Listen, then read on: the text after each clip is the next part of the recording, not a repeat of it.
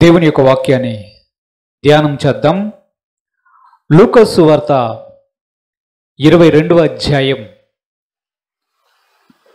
7 నుంచి 13 వచనాలు చదువుకుందాం. లూకా సువార్త 22వ అధ్యాయం చదువుతాం. పస్కా పశువును వధింపవలసిన పులియని రొట్టెల దినము రాగా యేసు పేతురును యోహానును చూచి మీరు వెళ్ళి మనము భుజించుటకై పస్కాను మన కొరకు సిద్ధపరచుడని వారిని పంపెను. వారు మేము ఎక్కడ సిద్ధపరచుగోరుచున్నావని ఆయనను అడగగా ఆయన ఇదిగో మీరు పట్టణములో ప్రవేశించినప్పుడు నీళ్లకుండ మోసుకొని పోవుచున్న ఒకడు మీకు ఎదురుగా వచ్చును. అతడు ప్రవేశించు ఇంటిలోనికి అతని వెంట వెళ్ళి నేను నా శిష్యులతో కూడా పస్కాను భుజించుటకు విడిది గది ఎక్కడ అని బోధకుడు నిన్ను అడుగుచున్నాడని ఇంటి యజమానునితో చెప్పుడి. అతడు సామగ్రి గల ఒక గొప్ప మేడగది మీకు చూపించును. అక్కడ సిద్ధపరచుడని వారితో చెప్పెను. వారు వెళ్ళి ఆయన తమతో చెప్పినట్లు కనుగొని పస్కాను సిద్ధపరచిరి. దేవుడు తన పరిశుద్ధ వాక్యం దీవించుగాక. ప్రార్థన చేద్దాం. పరిశుద్ధుడైన తండ్రి, మహోన్నతుడైన దేవా, వాక్యమైన దేవా, మీరు మాతో మాట్లాడమని వేడుకొంచున్నాను. మాతో మాట్లాడండి, మా హృదయాలను తెరవచేయండి. నీ వాక్యములో ఉన్న సత్యములను, సత్య సారాంశంని మా హృదయం అనే పలక మీద మీరే వ్రాయమని యేసుక్రీస్తు పరిశుద్ధ నామమున అడిగి వేడుకొనుచున్నాము తండ్రి, ఆమేన్. హల్లెలూయా. యేసు ప్రభువారు తన ఇద్దరు శిష్యులతో చెప్తున్నాడు ఒక మాటని.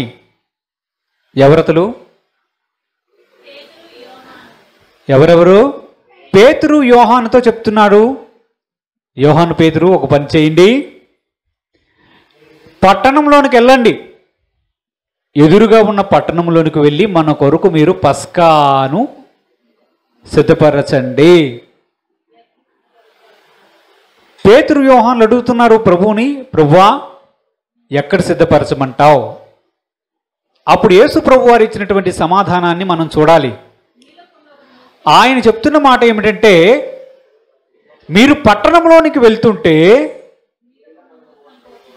ఒక అతను మీకు ఎదురుగా వస్తాడు.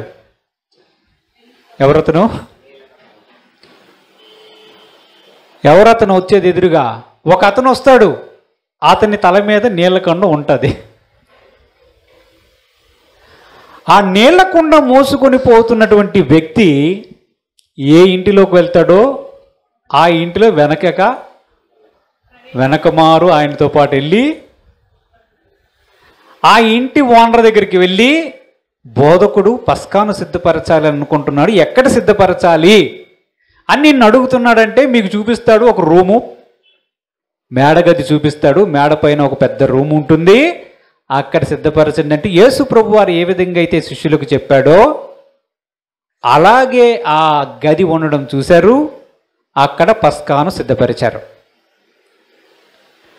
యేసు ప్రభు వారు శిష్యులకు ఏం చెప్పాడు? పేతురు యోహానులకు ఏమని చెప్పాడు? ప్రభు ఎక్కడ సిద్ధపరచాలి పస్కాను అంటే ఆయన చెప్పేది ఏంటంటే, పలానా వీధి, రూమ్ నెంబర్, లేకపోతే third line, take left, take right అనేదో చెప్పి గూగుల్ ఇండికేషన్ లాగా క్లియర్గా చెప్పాలి. యేసు ప్రభు వారికి తెలుసు కదా, ఏ ఇంటిలో పస్కాను సిద్ధపరచాలో యేసు ప్రభు వారికి స్పష్టంగా తెలుసు. కానీ ఆయన చెప్తుంది ఏంటి? ఏ ఇంటికి వెళ్ళాలో ఆయన చెప్పకుండా నీళ్లకుండ మోసుకుని వస్తున్నాడు ఒకడు వస్తాడు. మీరు పట్టణంలోనికి వెళ్తుంటే ఆ ఎదురుగా వస్తాడే వాడి వెంబడి వెళ్ళండి అని చెప్పాడు. ఏమిటి సమాధానం? ఇది మన ఆలోచన. యేసుప్రభు వారు డైరెక్ట్గా చెప్పాలంటే ఆయన అంతకుముందు కూడా ఒకసారి చెప్పాడు కదా, ఒక గాడిదయు కట్టబడిన గాడిద పిల్ల కూడా కనిపిస్తుందంటే ఎదుక్కుంటూ వెళ్ళారు వీధుల వెంబడి. ఎక్కడరా గాడిద గాడిద పిల్ల అని. ఎవడైనా మిమ్మల్ని ఏమైనా అడిగితే చెప్పండి ఇది ప్రభువు కావలసి ఉన్నది అని చెప్పమన్నాడు కదా. గాడిద పిల్లనైతే సులభంగా ఎతకొచ్చు, ఎందుకంటే వీధిలో ఎక్కడో గాడిద గాడిద పిల్ల రెండు క్లియర్గా ఉన్నాయి కనుక చూసిన వెంటనే గాడిద పిల్ల కనబడగానే ఈ గాడిద పిల్ల ఈ గాడిద గురించే ప్రభువు చెప్పాడు అని డైరెక్ట్గా తెలిసిపోతుంది కదా. కానీ ఏ ఇంటికి వెళ్ళాలో పేతురు యోహానులకు తెలియదు, కానీ వెళ్ళాలి. ఆయన ఇచ్చినటువంటి ప్రభు ఇచ్చినటువంటి డైరెక్షన్ చూస్తే మనకు ఒక విషయం అర్థం అవ్వాలి. ఆయన ఏం చెప్తున్నాడు? నీళ్లకుండ మోసుకుని పోయేవాడు ఒకడు కనిపిస్తాడు మీకు అన్నాడు. ప్రభు ఒక సూచనను ఇస్తున్నాడు కదా. ఎవరికి ఇస్తున్నాడు? శిష్యులకు ఇస్తున్నాడు. ఎక్కడికి వెళ్ళాలో ఎలాగూ చెయ్యాలో తెలియకపోయినప్పుడు కొన్నిసార్లు ప్రభువు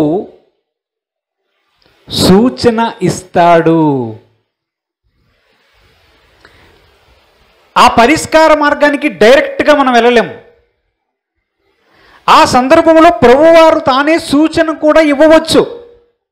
ఈ వాక్య భాగాన్ని అలాగే పట్టుకొని ఆదికాండం 24వ అధ్యాయం 10 నుంచి 14 వచనాలు ఒకసారి చదువుకుందాం. ఆదికాండం 24వ అధ్యాయం 10 నుంచి 14 వచనాలు చదువుకుందాం. అతడు తన యజమానుని ఒంటెలలో 10 ఒంటెలను తన యజమానుని ఆస్తిలో శ్రేష్టమైన నానా విధములకు వస్తువులను తీసుకుని పోయి లేచి అరమ్న హరాయిము లోనున్న నాహోరు పట్టణము చేరి సాయంకాలమందు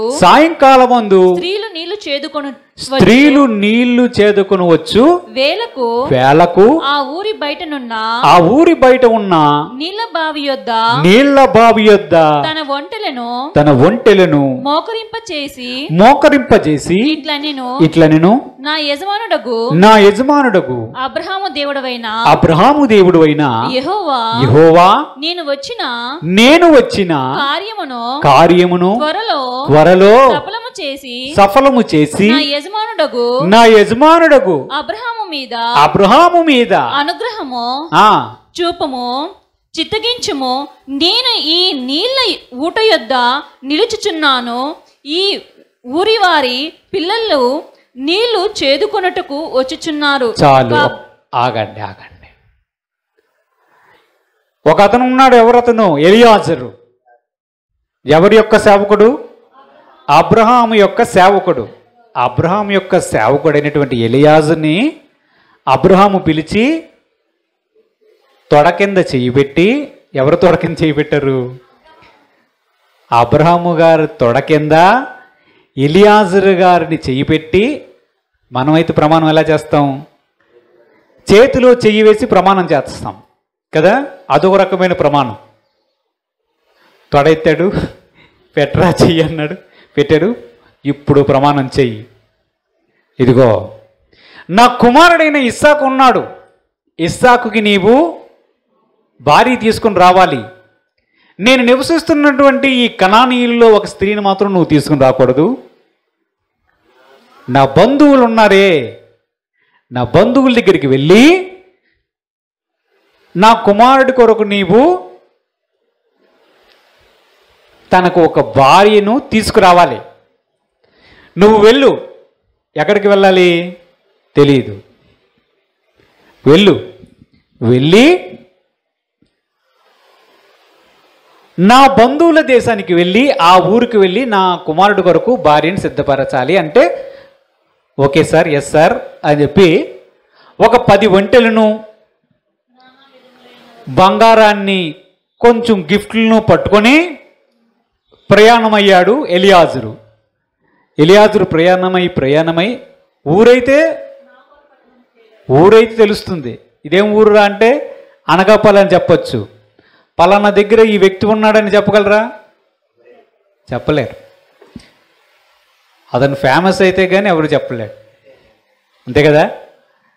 అక్కడికి వెళ్ళిన తర్వాత ఇప్పుడు ఏ ఊరికి వెళ్ళాడు? నాహోరు అనే పట్టణానికి వెళ్ళి ఆ ఊరు బయటకు వచ్చి అక్కడ ఆగిపోయాడు.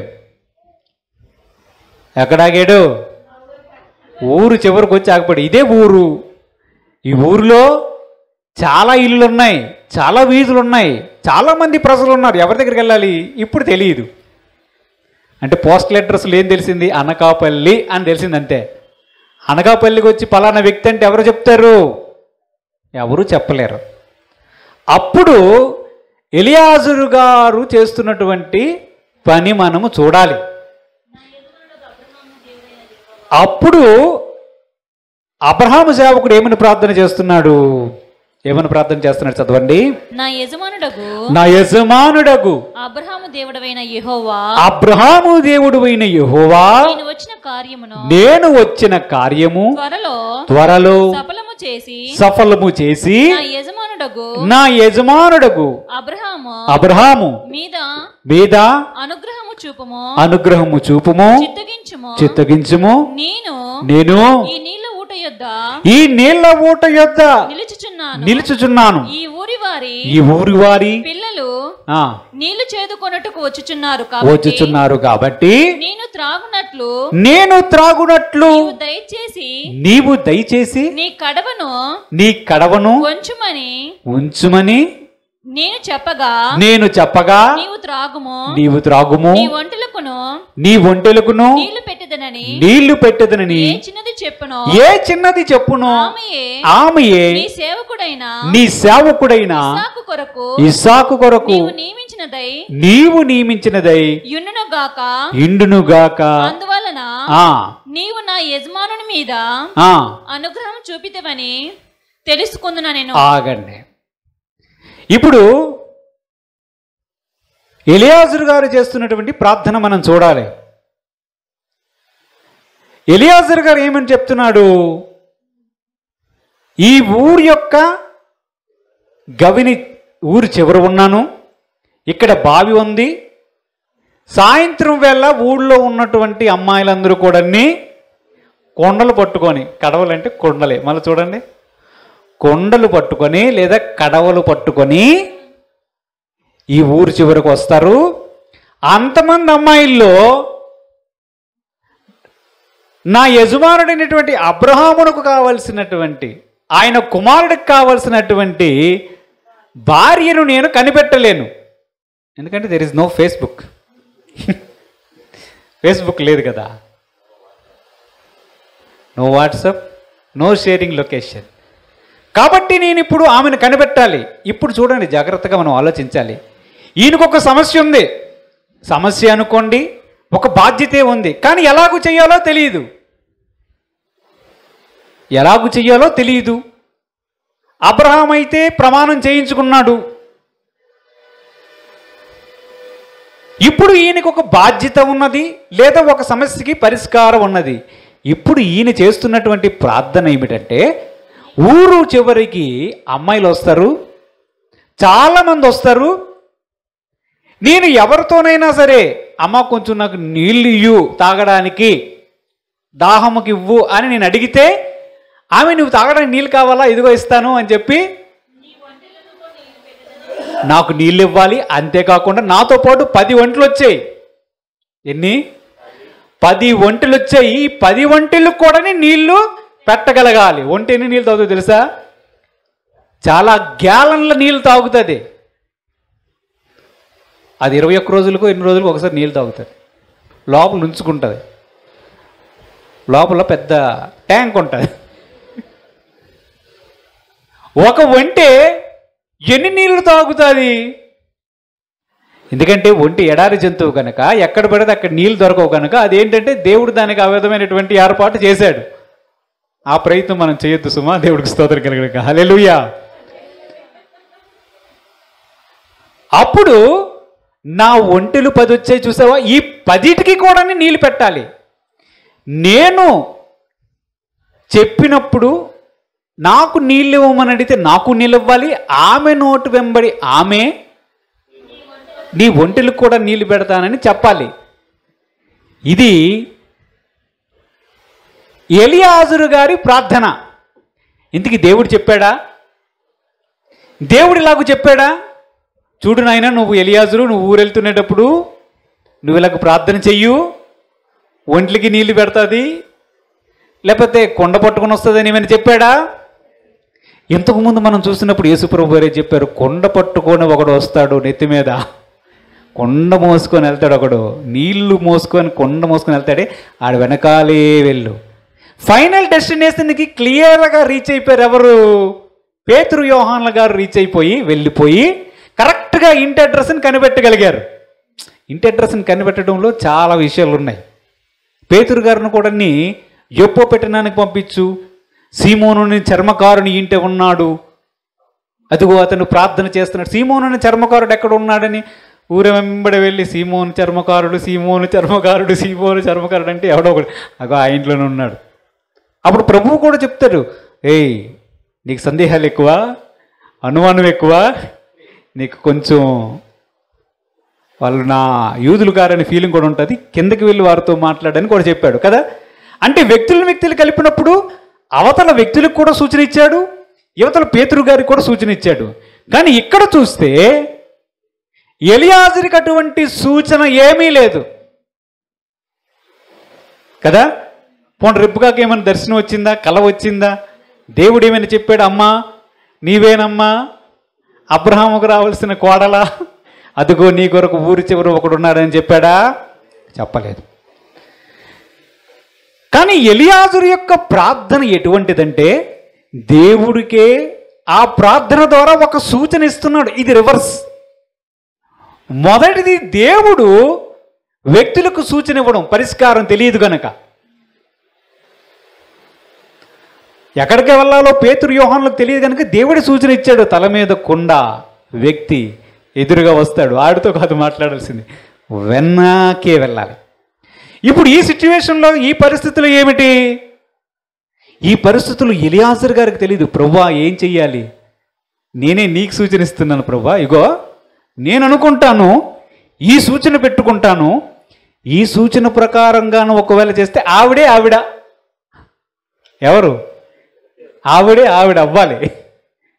ఇది ఎలియాజరు గారి యొక్క ప్రార్థన, ఎలియాజరు దేవుడికి ఇచ్చినటువంటి సూచన. కానీ దేవుడు ఆ సూచనను కూడా అంగీకరించాడు. అది విషయం, అవునా? దేవుడు ఆ సూచన కూడా అంగీకరించారు. ఎవరైనా సరే కొంచెం నీళ్ళు తాగదానని సరేలే అని చెప్పి ఒక బాటిల్ మంచి నీళ్ళు ఇస్తారు, కానీ బద్దకిస్తురాలనుకో, హే నీకు నీళ్ళు ఇవ్వడమే ఎక్కువ, ఒంటెలకు నీళ్ళు పోయాలా? 10 ఒంట్లకి నీళ్ళు పోసాలంటే ఆ బావిలు ఎలాంటివి అనుకున్నారు?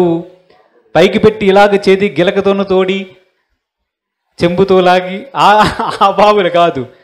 బావి ఉంటుంది, బావిలో మెట్లుంటాయి, ప్రతి మెట్టు దిగి లోతుగా ఉన్నటువంటి నీళ్లు తీసుకొని బుర్ర మీద పెట్టుకొని పైకి వచ్చి వారికి ఇచ్చి చెయ్యాలి. అలాగా ఈయనైతే ఒక గ్లాస్ తాగుతాడు, అవి బోల్డ్ తాగు. అన్ని ఎంతమందికి? 10 ఒంటెలకు ఫుల్గా వాటర్ సప్లై చెయ్యాలి. ఇదేం టెస్టో మనకు అర్థం కాదు. కానీ అంటే ఎలియాజరు గారు దేవుడికి ఇచ్చినటువంటి సూచన ఏమిటంటే, ఇలాగూ చేస్తే ఆమె ఇస్సాకు యొక్క భార్య అవుతుంది, నా కార్య సఫలమవుతుంది. ఇది నిజంగా చాలా డిఫికల్ట్ టాస్క్ కదా. ఈజీయా? ప్రభు నేను ఇక్కడ నిలబడగానే ఎవరైనా వచ్చి నేను అడగమనిపోయి, ఏం బాబు నీకేమైనా నీళ్లు కావాలా, దాహం వేస్తున్నానంటే ఒకరిద్దరు అడగవచ్చు. కానీ ఈ టాస్క్ చాలా కష్టమైన సూచన. ఈయనకి నీళ్ళు ఇవ్వడం సులభం, కానీ 10 మంది ఒంటెలకు 10 ఒంటెలకు నీళ్ళు ఇవ్వడం అనేది అసాధ్యమైనటువంటి టాస్క్ అండ్ సూచన. కానీ దేవుడు ఆ సూచనను అంగీకరించాడు. కరెక్ట్గా మనం దేవుడి యొక్క వాక్యంలో చూస్తే తర్వాత ఏమైంది? అతడు మాటలాడుట చాలింపక మునిపే అబ్రహాము సహోదరుడైన నాహోరు భార్యగు మిల్కా కుమారుడైన బెతూయేలునకు పుట్టిన రిబ్కా కడవ భుజము మీద పెట్టుకొని వచ్చే ఈవిడ భుజం మీద పెట్టుకుని వస్తుంది. ఇందాకలాగినా తల మీద పెట్టుకుని వస్తున్నాడు. ఎక్కడ పెట్టుకుని భుజం మీద పెట్టుకొని వచ్చెను. ఆ చిన్నది మిక్కిలి చక్కనిది ఆమె కన్యక ఏ పురుషుడును ఆమెను కూడలేదు. ఆమె ఆ బావిలోనికి బావిలోనికి దిగింది. మెట్లున్నాయి, దిగిపోయి కడవను నీళ్లతో నింపుకొని ఎక్కి రాగా ఆ సేవకుడు ఆమెను ఎదుర్కొనుటకు పరిగెత్తి నీ కడవలో నీళ్లు కొంచెము దయచేసి నన్ను త్రాగనిమ్మని అడిగెను. అందుకు ఆమె అయ్యా త్రాగమని చెప్పి మొదటి కండిషన్ సాటిస్ఫైడ్. సూచనలో మొదటి విషయం ఓకే. ఇప్పుడు చూడండి, త్వరగా తన కడవను చేతి మీదకి దించుకొని అతనికి దాహమిచ్చెను. మరియు ఆమె అతనికి దాహమిచ్చిన తరువాత నీ ఒంటెలు త్రాగుమట్టుకు నీళ్లు చేది యుందునని చెప్పింది. ఇప్పుడు ఎవరు చెప్పారు? దాహానికి నాకు నీళ్ళు ఇవ్వమని ఎలియాజరు చెప్పాడు, గాని ఒంటెలకు నీళ్లు పెట్టమని ఎలియాజరు చెప్పలేదు.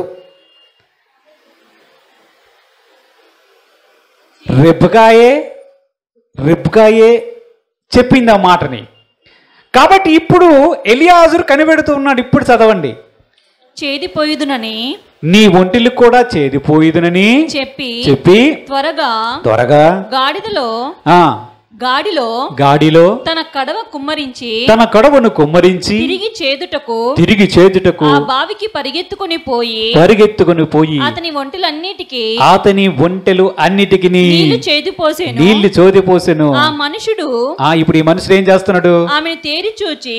ఆమెను తేరి చూచి తన ప్రయాణము యెహోవా సఫలము చేసెను లేదు తెలుసుకొనవలెనని అది దేవుడికి స్తోత్రం కలుగును కాక. హల్లెలూయా. ఏం మాట్లాడలే, చుప్చాప్ అయిపోయాడు, చూస్తున్నాడు. నాకు పెట్టింది సరే గాని ఒంట్ల సంగతి చూద్దాం. యెహోవా దగ్గర నేను ప్రార్థన చేసి ఒక సూచన అడిగాను గనక దేవుడు చేస్తాడా? ఈమెనే ఆమె అంటే ఎలియాజరు యొక్క సమస్యకు లేదా ఆయన యొక్క బాధ్యతకు పరిష్కారాన్ని దేవుడి వద్ద ప్రార్థన చేసి, దేవా ఇలాగూ జరిగితే ఆమె అవుతుంది, నేనేం కనిపెట్టి కరెక్ట్గా చెప్పలేను గనక నా యజమానుడు నా చేత ప్రమాణం చేయించుకున్నాడు కనుక ఇలాగూ చేద్దాం ప్రభువా, ఇలాగైతే ఓకేనా అని ప్రార్థన చేస్తే దేవుడు దాన్ని అంగీకరించి అదే విధముగా రిబ్కా చేసినట్లు కూడా రిబ్కా యొక్క హృదయాన్ని కూడా దేవుడు తెరిచాడు. ఆమె చాలా యాక్టివ్ పర్సన్ కదా. పరిగెట్టడం, నీళ్ళు తాగడం, నీళ్లు బావిలోకి దిగడం, నీళ్లు తేవడం, చాలా వర్క్ చేస్తుంది. హల్లెలూయా హల్లెలూయా. అందుకే ఆ లిస్టులోకి వెళ్ళింది. హల్లెలూయా. యాక్టివ్ పర్సన్ కనుక హల్లెలూయా. అంటే దేవుడికి సూచన ఇచ్చిన దానిని దేవుడు అంగీకరించి ఒక సమస్యకి పరిష్కారాన్ని అక్కడ చూపించాడు. ఆమె ఒంటిలన్నిటికీ నీళ్లు పెట్టిన తర్వాత ఎలియాజరు డిసైడ్ అయిపోయాడు, ఎస్ నేను చేసినటువంటి ప్రార్థన, దేవుని సన్నిధిలో నేను పెట్టుకున్న సూచనను దేవుడు నెరవేర్చాడు అనుకున్నాడు. ఎవరికి స్తోత్రం. కొన్నిసార్లు దేవుడు ఏం చేస్తాడంటే చూద్దాం. 2వ రాజుల గ్రంథం 20వ అధ్యాయం 4 నుంచి 7 వచనాలు చదువుకుందాం. 2వ రాజుల గ్రంథం 20వ అధ్యాయం. యెషయా నడిమిసాలలో నుండి అవతలకు వెళ్ళక మునిపే యెహోవా వాక్కు అతనికి ప్రత్యక్షమై ఇలాగు సెలవిచ్చెను, నీవు తిరిగి నా ప్రజలకు అధిపతి అయిన హిజ్కియా యొద్దకు పోయి అతనితో ఇట్లనము, నీ పితరుడైన దావీదునకు దేవుడగు యెహోవా నీకు సెలవిచ్చినదేమనగా నీవు కన్నీళ్లు విడుచుట చూచితిని, నీ ప్రార్థన నేను అంగీకరించున్నాను, నేను నిన్ను బాగు చేసేదను. మూడవ దినమున నీవు యెహోవా మందిరమునకు ఎక్కిపోవుదువు, ఇంకా 15 సంవత్సరములు ఆయుష్ను నీకిచ్చెదను, మరియు నా నిమిత్తమును నా సేవకుడైన దావీదు నిమిత్తమును ఈ పట్టణమును నేను కాపాడుచు నిన్నును ఈ పట్టణమును అష్షూరు రాజు చేతిలో పడకుండా నేను విడిపించెదను. పిమ్మట యెషయా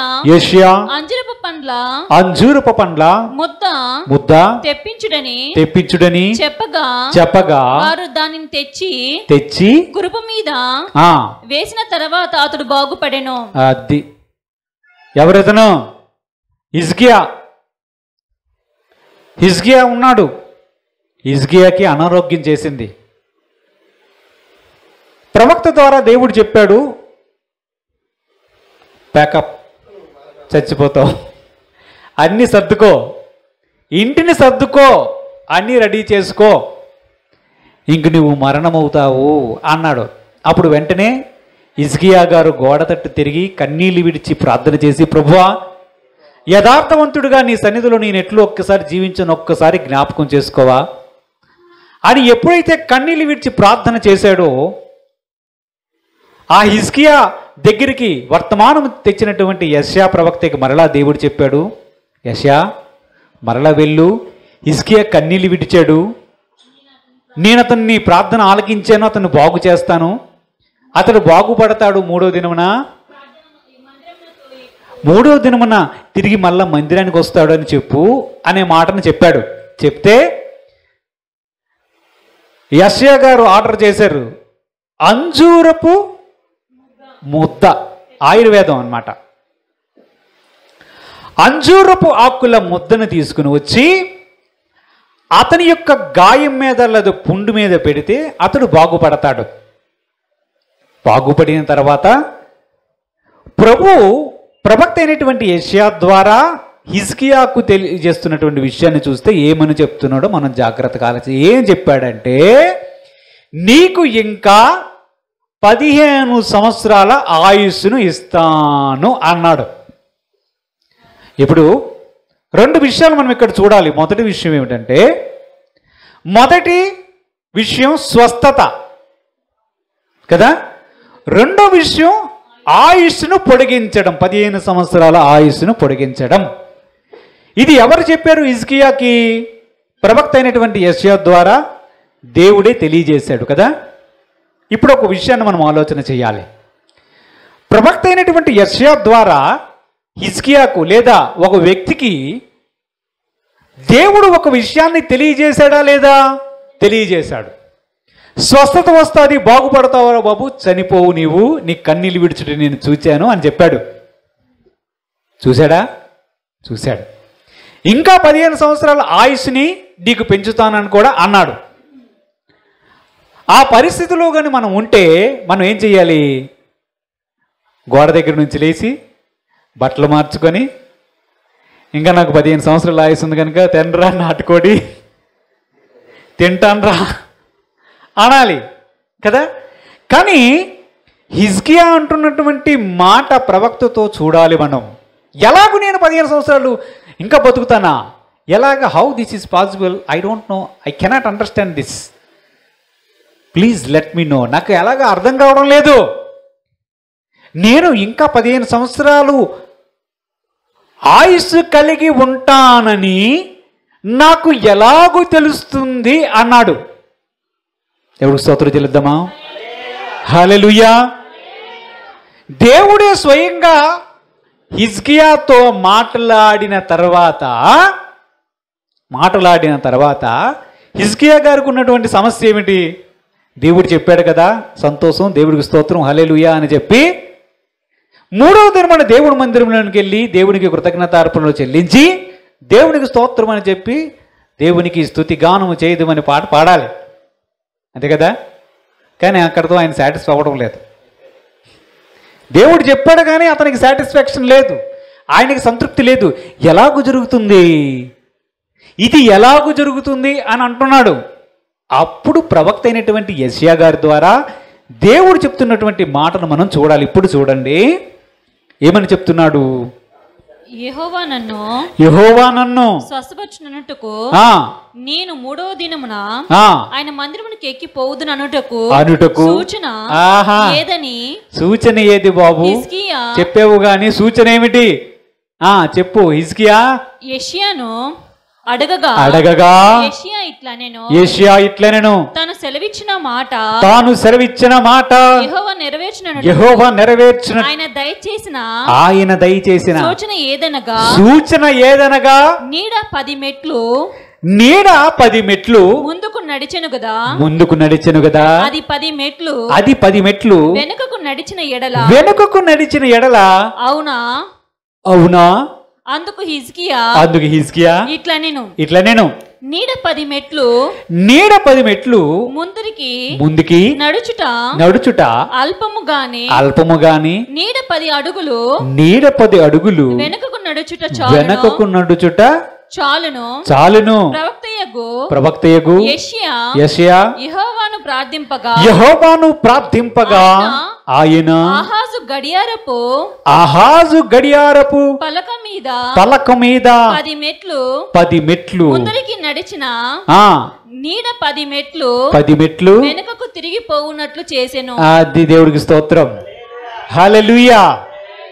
యెషయా గారికి దేవుడు నీకు చెప్పాడు కానీ ఇదేది దేవుడే స్వయంగా చెప్పాడు. నేను ప్రవక్తనని తెలుసు, నువ్వు బాగుపడతావని నీకు తెలుసు కదా. అన్ని చెప్పిన తర్వాత దేవుడే స్వయంగా మాట్లాడిన తర్వాత కూడా ఇప్పుడు హిజ్కియా గారు కన్ఫర్మేషన్ అడుగుతున్నారు. ప్లీజ్ కన్ఫర్మ్ దిస్ అంటున్నాడు. ఏదైనా ఒక సూచన చూపించవా అని అడుగుతున్నాడు. ఏమడుగుతున్నాడు? సూచన అడుగుతున్నాడు. ఆయన చెప్తున్నాడు, ఓకే, గత కాలంలో పూర్వకాలంలో వాచ్లు ఉండేవి కదా, సన్ డయల్ అంటారు. సన్ డయల్ అంటే సూర్యుని యొక్క నీడని బట్టి టైం ఎంత అయిందో చెప్తారు. అలాగ ఆహాజు గారి గడియారం ఒకటి ఉండేది. ఆ గడియారంలో ఏంటంటే గోడ ఉంటుంది, మెట్లుంటాయి. మెట్లుంటే స్టెప్స్ లాగా ఇలా ఉంటాయి. ఆ నీడ ఎక్కడ పడితే ఆ సమయం అన్ని గంటలైనట్టమాట. ఎక్కడ పడితే అన్ని గంటలు అవుతున్నట్టు. ఈయన వచ్చినప్పటికి ఆల్రెడీ 10 మెట్లు దాటి ముందుకెళ్ళిపోయింది. అంటే కొంతకాలం గడిచింది. పోనీ ఉదాహరణకి 10 మెట్లు జరిగింది కనుక 10 గంటలు అయ్యిందని అనుకుందాం, అంతేనా? ఇప్పుడు అడుగుతున్నాడు, దేవుడు ప్రవక్త అయినటువంటి యెషయా ద్వారా హిజ్కియాతో చెప్తున్నాడు 10 మెట్లు ముందుకు వచ్చింది కదా, 10 మెట్లు వెనకకు జరుగుతుంది అనే విషయాన్ని సూచన హిజ్కియా గారికి చెప్తున్నాడు యెషయా. ముందుకు 10 మెట్లు జరిగింది, వెనక్కి 10 మెట్లు జరిగితే సరిపోతుంది అంటావా? ఈ సూచన సరిపోతుందా నీకు అని అడిగాడు. అప్పుడు అనుకున్నాడు హిజ్కియా, ఇలాంటి సూచన అయితే నేను పూర్తిగా నమ్ముతా. వెనక్కి వెళ్ళడం చాలా కష్టమైన విషయం. ఎప్పుడైనా టైం వెనక్కి వెళ్తుందా? వెళ్తుందా? సమయం ముందుకే నడుచును కానీ వెనకకు నడవదు. కాబట్టి ఈ సూచన జరిగితే గ్యారంటీగా నేను 15 సంవత్సరాలు బ్రతుకుతా. దీనిలో కన్ఫర్మేషన్ ఎలా అలాంటి కన్ఫర్మేషన్ కాదు. ఎందుకంటే ఇది ప్రకృతికి విరుద్ధమైనది. ఈ సూచన కన్ఫర్మ్ చేసుకో మిస్టర్ యెషయా. ప్రవక్త గారు దయచేసి కొంచెం వెనక్కి కానీ 10 మెట్లు కానీ కిందకి దిగిందనుకు నీడా చాలు. అప్పుడు ప్రవక్త అయినటువంటి యెషయా గారు దేవుడికి ప్రార్థన చేసిన తర్వాత ఆ గడియార పలక మీద ఉన్నటువంటి 10 మెట్ల మీద నుంచి నీడ కిందకు జరుపుకుంటూ వచ్చింది, కిందకు వచ్చేసింది. అప్పుడు చూశాడు కన్నులారా, మెట్ల మీద నుంచి నీడ ఎలా వెనక్కి వెళ్ళిపోతుంది, ఇది నేను నమ్మలేకపోతున్నానే. దేవుడు ఉన్నాడు, దేవుడు ఉన్నాడు, ఈయన ప్రవక్తే. ప్రజలకు ఎలాంటిది కావాలంటే దేవుడు మాట్లాడినా ఇంకా సూచన అవసరమై ఉంటుంది. కొన్నిసార్లు కన్ఫర్మేషన్ కోసం, నిర్ధారణ కోసం, దేవుడు చెప్పిన విషయం నిర్ధారణ కోసం దేవుడు అవసరమైతే ఏంటి ఇప్పుడు దేవుడు నాకు చెప్పాడు కదా అని మోకరించి, ప్రభా మెట్లేదు వెనక కిందకి కొంచెం జరుపున ఆయన, ఇలాంటి ప్రార్థన కాదు. కానీ అవసరమైనప్పుడు అటువంటి సూచన కూడా దేవుడు తన భక్తులకు చూపిస్తాడు. దేవుడికి స్తోత్రం కలుగును కాక. హల్లెలూయా. అంటే దేవుడు స్వయంగా మాట్లాడినప్పటికీ, దేవుడే మాట్లాడుతున్నప్పటికీ కొన్నిసార్లు దేవుని మాటలతో పాటు సూచన కూడా ఇవ్వబడుతుంది. ఎందుకు? నిర్ధారణ చేయబడడానికి. దేనికి నిర్ధారణ? మనము దేవుని వద్ద నుంచి పొందిన ఆ మాట యొక్క నిర్ధారణకు దేవుడు అటువంటి సూచనను కూడా చూపిస్తాడా లేదా? దేవుని యొక్క వాక్యంలో చూద్దాం. 8 నుంచి 11 వచనాలు కూడా చూసాం 2వ రాజుల గ్రంథంలో. మొత్తానికి దేవుడు హిజ్కియా గారి యొక్క డౌట్ని క్లియర్ చేశాడు కదా. ఇప్పుడు దేవుని యొక్క వాక్యంలో చూద్దాం ఎలాగూ చూపిస్తాడు దేవుడు సూచనలు అనేది. 2వ సమూయేలు గ్రంథం 5వ అధ్యాయం 22 నుంచి 25 వచనాలు చూద్దాం. 2వ సమూయేలు గ్రంథం. ఫిలిష్తీయులు మరలా వచ్చి లోయలో వ్యాపింపగా దావీదు యెహోవా యొద్ద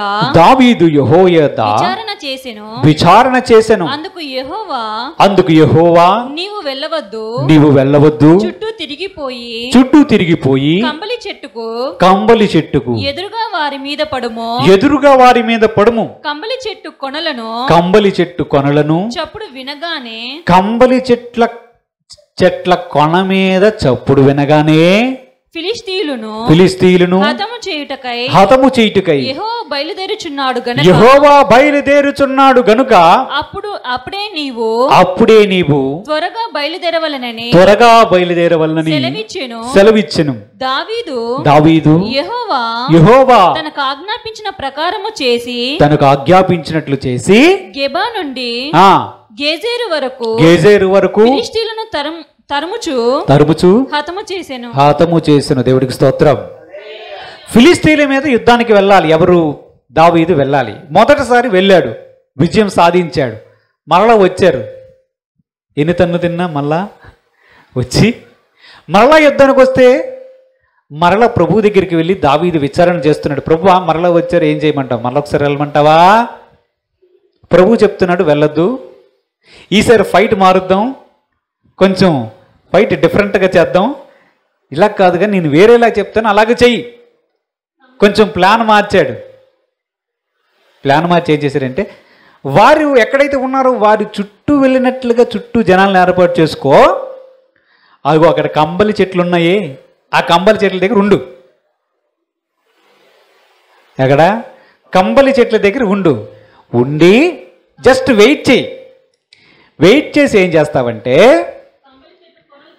కంబలి చెట్లు ఉన్నాయి, చెట్ల మీద ఆకులు దెబ్బ ఊగే ఎనుకో, అప్పుడు బయలుదేరు అన్నాడు దేవుడు. ఇప్పుడు చూడండి, నాకు ఒక సందేహం. వెళ్ళాలా యుద్ధానికి? మొదటిసారి వెళ్ళమన్నాడు కదా, రెండవసారి కూడా నీ వెళ్ళాలా యుద్ధానికి అంటే వద్దు ఆగు అన్నాడా? ఈసారి ప్లాన్ మార్చి, ప్రభు నేను ఎప్పుడు బయలుదేరమంటావు అయితే అని అడిగితే ఆయన ఏం చెప్పాలి? నేను మరలా నీకు చెప్తాను, అప్పుడు బయలుదేరు అని చెప్పాలి. అంతేగా? సింపుల్గా వెళ్ళవద్దని చెప్పినటువంటి ఆ దేవుడే ఎప్పుడు వెళ్ళాలి అనే సమయాన్ని కూడా చెప్పగలడా, చెప్పలేడా? ఇప్పుడు నీవు బయలుదేరు, ఇది సమయం అని చెప్పాలి. లేకపోతే ఇగో పావుతకు 5కి బయలుదేరని చెప్పాలి. అంతేనా? చెప్పగలడా? లేదు, దేవుడు చెప్పగలడు. కానీ దేవుడు ఎలాగ చేస్తున్నాడు? ఈసారి యుద్ధానికి వెళ్ళేటప్పుడు అలాగూ కాదు, కానీ చుట్టూ జనాలను ఏర్పరచుకొని నువ్వు కంబలి చెట్టు దగ్గర నిలబడు. కంబలి చెట్టు ఆకులు కదులుతూ సౌండ్ చేస్తాయి, అప్పుడు నువ్వు బయలుదేరాలన్నాడు. ఏమిటి దేవుడు? అదే దేవుడు, మాట్లాడే దేవుడు ఇంకొకసారి కూడా మాట్లాడగలడు. కానీ దేవుడు ఒక సూచనను దావీదుకు చేస్తున్నాడు. ఎప్పుడు బయలుదేరాలో సూచన, సిగ్నల్ ఏంటి తెలుసా? ఆకుల చప్పుడు. అది గాలి వీచే ఆకుల శబ్దం అనుకోకండి. ఆకులు పైన ఉన్నటువంటి కొనలు, ఆ కంపలి చెట్టు ఆకులు ఊగితూ సౌండ్ వచ్చాయంటే గుర్తుపెట్టుకో, అదే నీకు సూచన. ఆ సూచనప్పుడు నువ్వు గుర్తుపెట్టుకోవాలి, యెహోవా యుద్ధానికి బయలుదేరుతున్నాడని. దేవుడికి స్తోత్రం కలుగును గాక. హల్లెలూయా. అంటే ఏం చేస్తున్నాడు దావీదుకి? దేవుడు ఏం చెప్తున్నాడు? సూచన ఇస్తున్నాడు. ఇచ్చాడా లేదా? మన దేవుడు ఎలాంటి వాడంటే సూచన ఇచ్చే దేవుడు. అవసరమైతే సూచన ఇస్తాడు.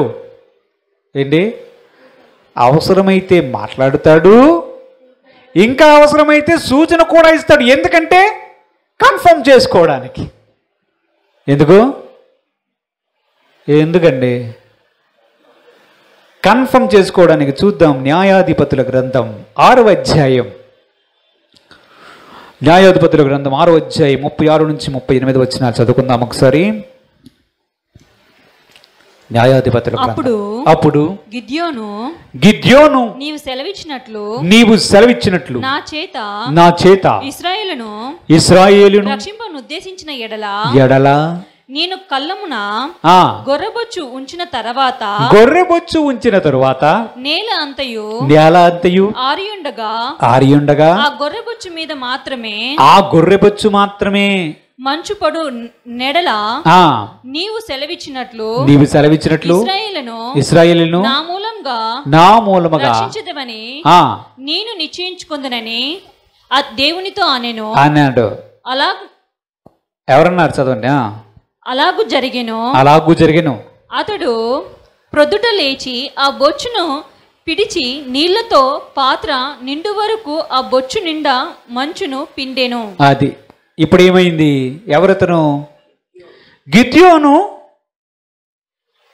ఎవరి చేతుల నుంచి రక్షించాలి? మళ్ళా వాళ్ళే శత్రువుడి చేతుల నుంచి రక్షించాలి. ఇంతకుముందు ఒకసారి ఆల్రెడీ ఒక సూచన అడిగాడు ఇదే గిద్యోను. ప్రభువా నీవేనా పరాక్రమం గల బలాఢ్యుడా అని చెప్పి, నువ్వే అయితే నేను కొంచెం ఆహారం అంతా సిద్ధపరిచి కొంచెం మాంసము తర్వాత పొంగన భక్ష్యాలు తెచ్చినంత వరకు ఇక్కడే ఉండు అని చెప్పిన తర్వాత సూచన చూశాడు. ఆహా, నేను స్వయంగా దేవుని దూతను చూచాను, చచ్చిపోయాను రా బాబు అనుకుంటే, నువ్వు చచ్చిపోవరా బాబు, బతికే ఉంటావు అని చెప్పి వెళ్ళిపోయాడు, ధైర్యపరిచాడు కదా. ఇదంతా జరిగిపోయిన తర్వాత మరొక్కసారి ఇతనికి డౌట్ వచ్చింది. వచ్చి ప్రభువా నేను ఒకటి అడుగుతాను, చేస్తావా? నాకు కన్ఫర్మేషన్ కావాలి. అసలు నేనేనా ఇది చేసేది? నాకు కన్ఫర్మేషన్ కావాలి. ఒక్కసారి చిన్న సూచన కావాలి ప్రభువా అని ప్రార్థన చేస్తున్నాడు. గొర్రె వచ్చి తీసుకొచ్చాడు. ఎక్కడి నుంచి తీసుకొని వచ్చాను లేండి, పొలంలో నుంచి తీసుకొని వచ్చాడు అనుకుందాం. తీసుకొని వచ్చి ఆ గొర్రె బొచ్చు తీసుకొని వచ్చి కళ్ళెంలో పెట్టాడంట. ఎక్కడ? కళ్ళెం అంటే మళ్ళా ఇది పొలం అనుకోండి. పొలంలో మధ్యలో పెట్టాడు. పెట్టి ప్రార్థన చేస్తున్నాడు. ప్రభువా నీవు నా ద్వారా ఇశ్రాయేలు ప్రజలను రక్షించాలని ఉద్దేశించావైతే ఇదిగో ఈ గొర్రె బొచ్చు పెడుతున్నాను. తెల్లారు లెగిసేటప్పటికి ఈ గొర్రె బొచ్చు మాత్రమే మంచు మొత్తం నిండిపోయి ఉండాలి. తెల్లారు వచ్చి బకెట్లో పిండుతా. మొత్తం నీరు వచ్చిందనుకో, నీవు నన్ను ఏర్పరచుకొని ఇశ్రాయేలులకు నా ద్వారా విజయం సమకూరుస్తావని నాకు అర్థమవుతుంది అనుకున్నాడు. అలాగూ దేవుడు ప్రార్థన చేస్తే దేవుడు ఓకే అని చెప్పి తెల్లవలేసిన దగ్గర గొర్రెబొచ్చు చూశాడు, అంతా బాగుంది, పొలంలో ఉంది.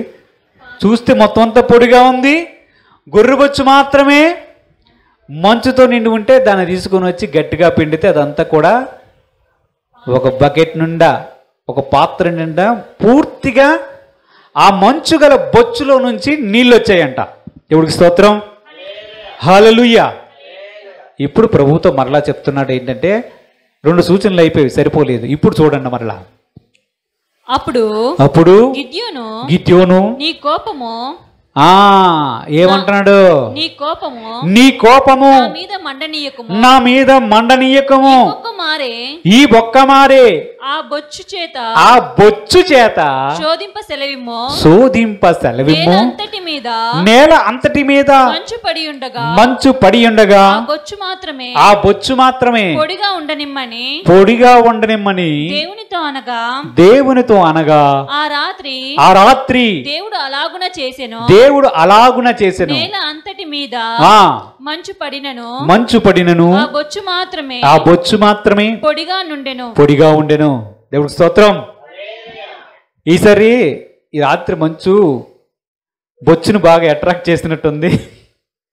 ఈసారి ప్రభువా మరొక్కసారి ఈ బొచ్చు చేత నాకు సూచన కావాలి, దయచేసి నీ కోపము నా మీద మండనివ్వకము అన్నాడు. ఈ విషయాన్ని గుర్తుపెట్టుకోవాలి. ఏ విషయాన్ని? కోపాన్ని మండనివ్వకము. విన్నారా? దాని అర్థం ఏంటో తెలుసా? దేవా సూచనివ్వని దేవుణ్ణి శోధించకూడదు. అది అవసరమైతే దేవుడే సూచనిచ్చి తెలియజేస్తాడు కన్ఫర్మ్ చేయడానికి. దేవుడే సూచనిచ్చి మనల్ని నడిపిస్తాడు పరిష్కారం చూపించడానికి. అంతేగాని దేవుణ్ణి సూచన ఇవ్వమని అడుగుతానని మనసులో అనుకోవద్దు. ఇదంతా ప్రసంగం అంతా మనం ధ్యానించిన తర్వాత అయితే ఈరోజు మోకరించి ప్రభువా నేను కోటీశ్వరుని అవ్వుటకు నాకు సూచన ఏమిటి అని మాత్రం అడగవద్దు. ఎందుకంటే దేవుని శోధింపకూడదు. దేవునికి కోపం రగులుకుంటుంది. ఆయన చెయ్యాలనుకున్నాడు అనుకో సూచన ఇస్తాడు. మనకు కూడా సూచన ఇచ్చాడు. మీకు గుర్తుందో లేదో? ఇచ్చాడా? ఎక్కడిచ్చాడు? సూచన. జవాబులున్నాయి, ప్రార్థనకి జవాబులున్నాయి, కానీ సూచన కూడా ఉంది. అది సూచన. ఆయన చెప్పిన దానికి కన్ఫర్మ్ చేస్తున్నాడు అనమాట. అంటే మన విశ్వాసం అత్యున్నతమైన విశ్వాసం, కొండలను పెకిలించగలిగే అవసరమైతే అరేబియా సముద్రంలో కూడా నిక్కు నుంచి మనం ప్రార్థన చేసిన మరుక్షణం వెళ్ళిపోయగల సత్తాగల సామర్థ్యం గల విశ్వాసులు కనుక మనకు సూచన కూడా అనుగ్రహించాడు. దేవుని సూచనమ్మని శోధించకూడదు. దేవుడు కోపం మండనివ్వకూడదు. గిద్యోను గారికి తెలుసు. ఆల్రెడీ 2 సార్లు టెస్ట్ చేశాను. ఈసారి టెస్ట్ చేస్తే నేనే ఫైర్ అయిపోయినట్లున్నాను.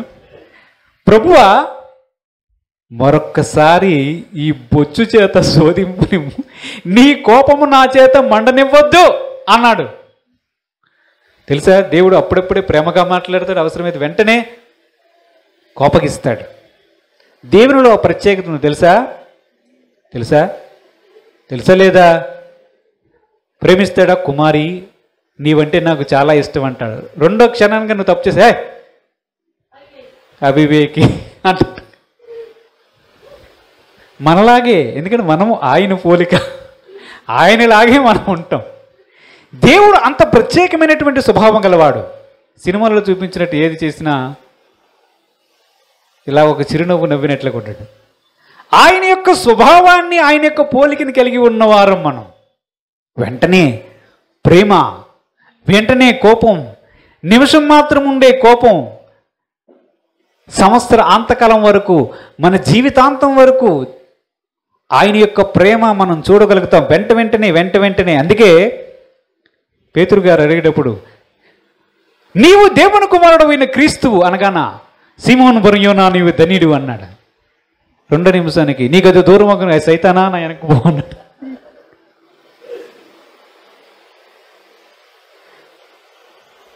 మోషే గారికి అన్ని సూచనలు చూపిస్తున్నాడు. నీ చేతిలో ఉన్నదేంటి? కర్ర. అది కింద పడి పాము అవుతుంది. ఇగో ఇక్కడ నీ రొమ్మును పెట్టుకో, తెల్లగా కుష్ఠరోగం. మళ్ళీ బయటికి ప్రభువా నీవు పంపదలిచిన వారినే పంపు తండ్రి, నన్ను ఏయ్ నీ అన్న లేడా, నీ నోటు మాంచగల. అంటే చూడండి, దేవుని యొక్క స్వభావాన్ని మనం గమనించాలి, దాని ప్రకారం అడుగులేయాలి.